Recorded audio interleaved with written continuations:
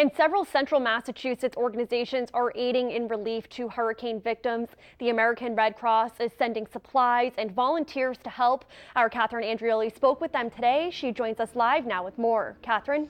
Olivia, the American Red Cross of Central Massachusetts sent 2 emergency vehicles today, and 22 volunteers have been deployed for Massachusetts. So far, the total overnight shelter population has reached to 6,000, but that could grow, as some are calling this the worst flooding since Hurricane Katrina. Take longer than 2 weeks, as Katrina did. There were teams down there for weeks and weeks. Dozens of medical professionals in Central Mass are on call, ready to respond to Hurricane Harvey at any time, as flooding devastates the Houston area and the rain continues to fall. So people need to be packed, let their employers know that we're not going tonight, but we could be called in the near future. Gina Smith is the leader for Disaster Medical Response Team in Central Mass. She assisted in coordinating emergency response to Hurricane Katrina and says Harvey is eerily similar. And there are a lot of similarities from Hurricane Katrina, and it's actually the same exact time. Tomorrow's the anniversary of Hurricane Katrina as well. And it's the flooding, it's the water damage.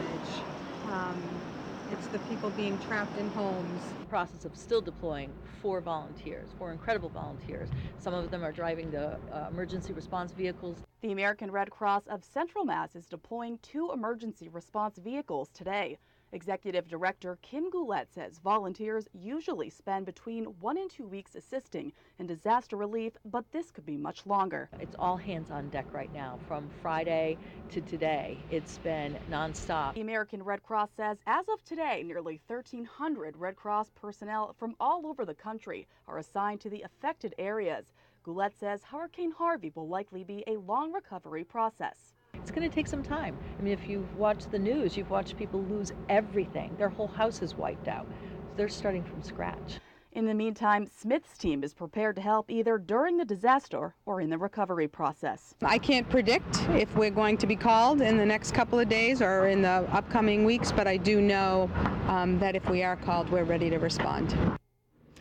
And the American Red Cross says 36 shelters have been opened and 4 volunteers from Central Massachusetts are down there helping the victims. If you'd like to help, you can donate on the Red Cross's website, and they are urging the community to help them in this time. Olivia. All right, Kathryn.